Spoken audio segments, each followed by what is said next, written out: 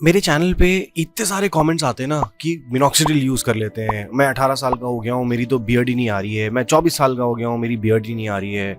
मेरी beard patchy है, genetically मेरे को समझ में नहीं आ रहा कि मेरी क्यों बियर्ड नहीं आ रही। तो आज इस वीडियो के अंदर मैं आपको एक डिटेल्ड एनालिसिस देने वाला हूँ, साइंस के साथ समझाऊंगा मिनॉक्सिडिल वर्सेस जेनेटिक्स।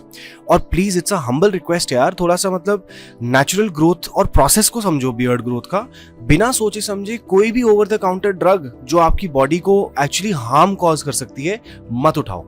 अब आप ये फोटो देखो, ये है young Rahul at the age of I think 19। मैं कॉलेज में था जब मैं पास आउट हो रहा था अपने इंजीनियरिंग कॉलेज से।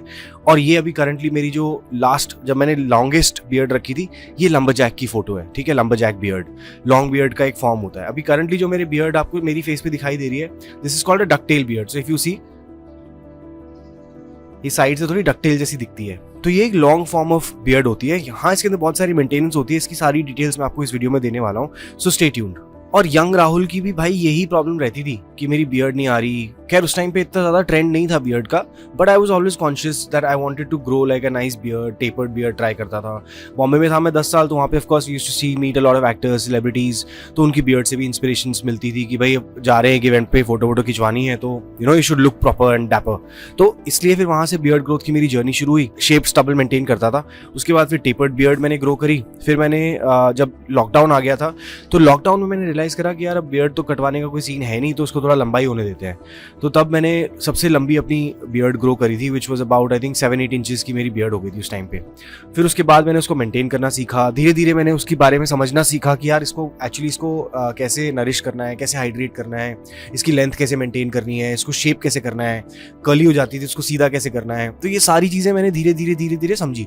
और प्रोडक्ट्स में तो यार बहुत ही कन्फ्यूजन होता था, मतलब कि कौन से प्रोडक्ट लगाने, क्योंकि इतना कन्फ्यूजन है ना मार्केट के अंदर कि कोई बाम बेच रहा है, कोई वैक्स बेच रहा है, कोई सिरम बेच रहा है, कोई ऑयल बेच रहा है, कोई मस्टैश के लिए अलग रोल ऑन ला रहा है। तो इट्स जस्ट वेरी कंफ्यूजिंग। तो मैंने सब समझा धीरे धीरे।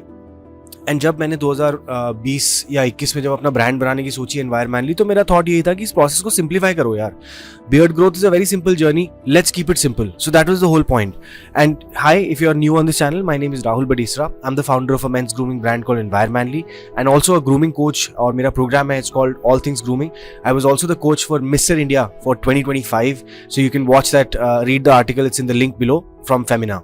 And before I start this video, मेरी एक छोटी सी रिक्वेस्ट है यार। I was seeing the analytics and 96% of you have not subscribe to my channel. तो ऐसे कैसे ग्रो करेंगे हम यार? So I need your help, please hit that subscribe button, that is all that I ask from you. तो चलो शुरुआत करते हैं इस वीडियो की। सबसे पहले मैं आपको मिनॉक्सिडिल समझाता हूँ भाई, क्योंकि मिनॉक्सिडिल के बारे में इतनी ज्यादा मिथ फैली हुई है लोगों के दिमाग के अंदर, उनको आइडिया ही नहीं है कि कैसे इसको यूज करना है, किस लिए ये ड्रग इन्वेंट हुई थी।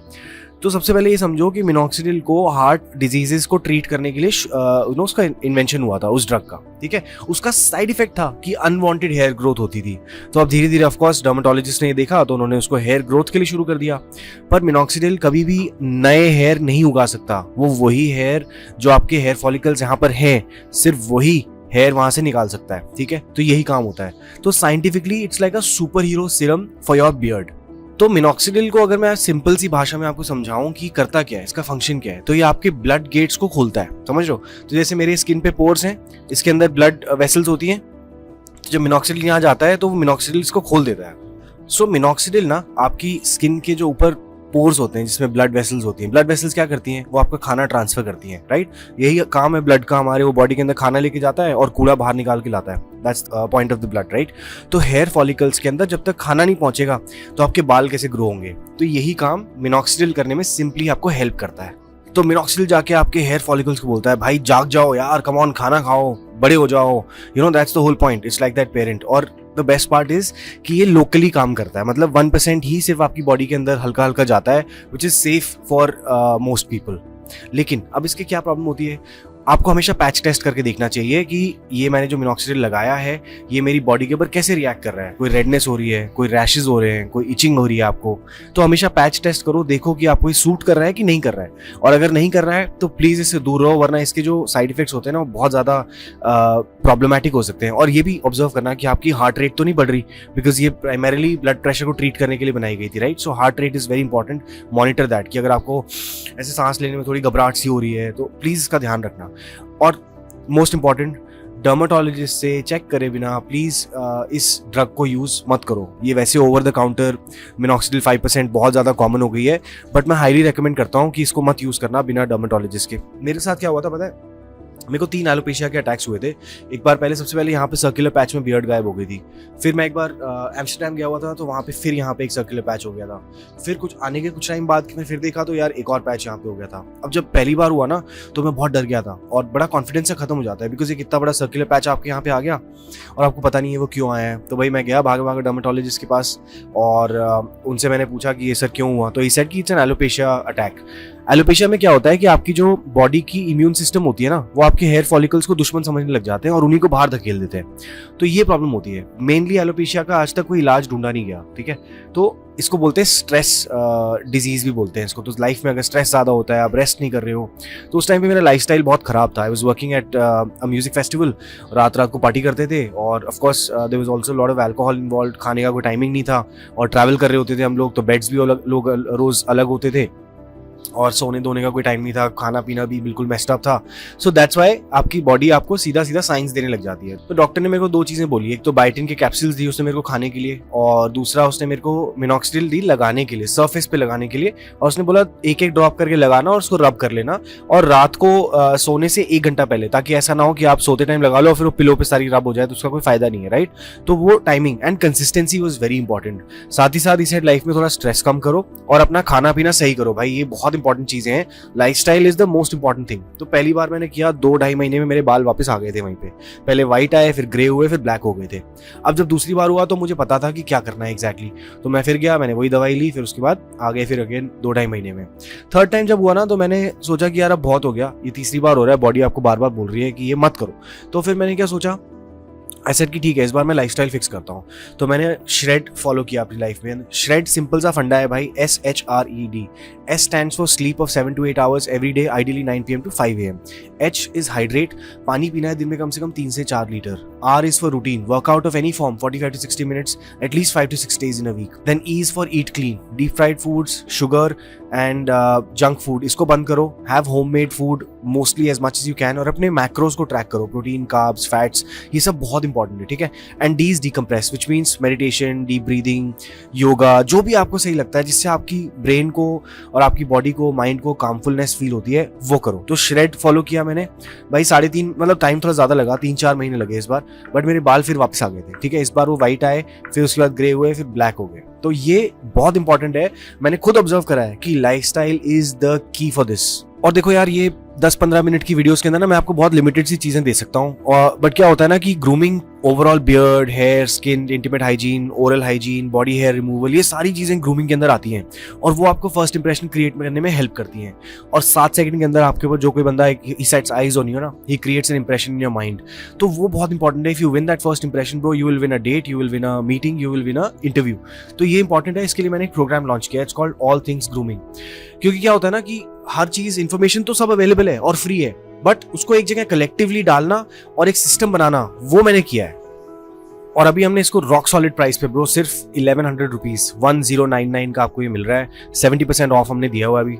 और please I would highly recommend 2 coffee कम पी लेना, लेकिन इसको जरूर पहले एनरोल कर लो and make this system a part of your life so that you create the best first impression. अब नेक्स्ट हम समझते हैं कि जेनेटिक्स का रोल क्या होता है। तो देखो, मैं बोलता हूँ कि जेनेटिक लॉटरी है, ठीक है। आपके मॉम और आपके डैड से आपको क्रोमोसोम्स मिलते हैं, X chromosome, Y chromosome, right. ये हमने साइंस में पढ़ा था, अभी मुझे एग्जैक्टली याद नहीं है, बट इनमें से एक क्रोमोसोम जो होता है वो आपके फादर का होता है, जिसकी वजह से आपको जीन पूल के अंदर आपकी beard growth, hair growth define और डिटरमाइन होती है, राइट।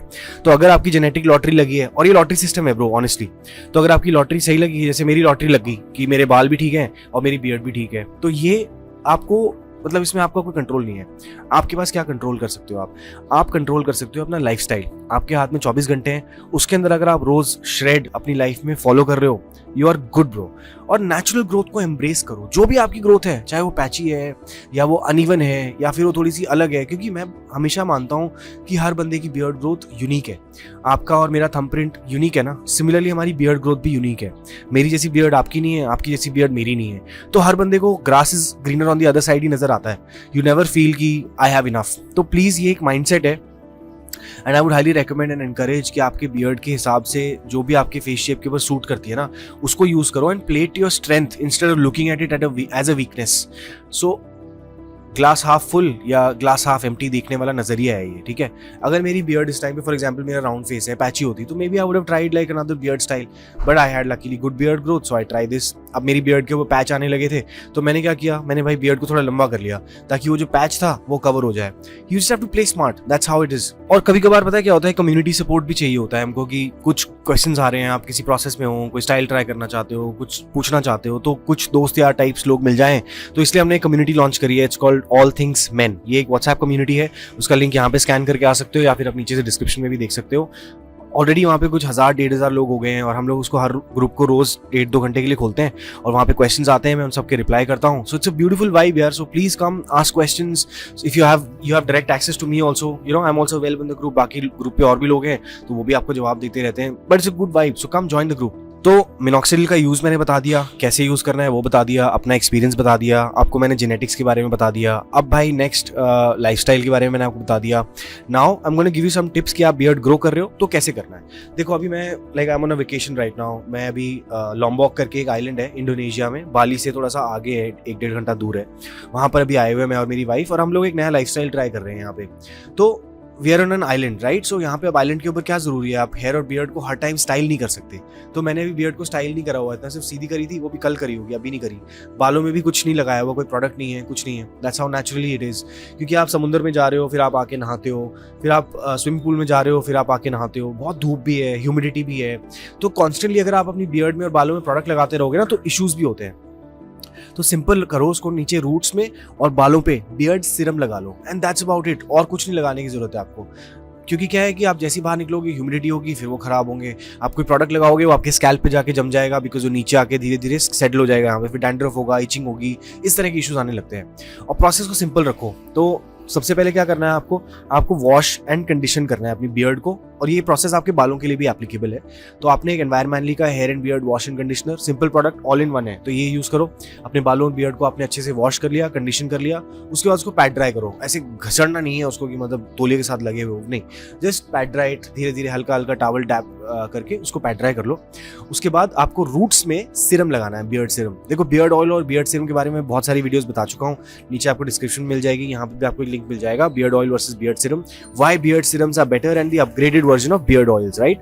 सो बियर्ड सिरम अपने अपनी रूट्स में लगाया और हल्का सा अपनी बियर्ड के ऊपर भी लगा सकते हो. द आइडिया इज कि नीचे के जब आपका न्यूट्रिशन निकलने लगता है ना, बियर्ड का जब बाल बड़ा होता है तो नीचे के स्किन के न्यूट्रिएंट्स लेके निकलता है, आपको उनको रिप्लेनिश करना है. That's the whole goal of a beard serum और बियर्ड ऑयल. इन्हीं को अलग अलग नाम दे देते हैं, कोई बियर्ड ग्रोथ ऑयल बोल देता है, कोई बियर्ड ग्रोथ सिरम बोल देता है, प्रोडक्ट वही है भाई. एंड लास्ट में जाते जाते एक छोटा सा गिफ्ट आपके लिए है, एक अल्टीमेट बियर्ड गाइड का मैंने PDF बनाया है, नीचे आपको डिस्क्रिप्शन में मिल जाएगा, वहां से ले लो. Please read it and analyse it and implement it in your life. और उसके बाद अगर आपकी बियर्ड मेरी जितनी लंबी है तो इसको स्टाइल कर लो, है ना. तो मैंने नेक्स्ट वीडियो बताई है जिसके अंदर मैंने how to style your ducktail beard और अ लॉन्ग बियर्ड, ये मैंने पूरा प्रोसेस डिटेल में समझाया है. So I will see you guys there and until then remember, life is more fun when you are at the top of your game.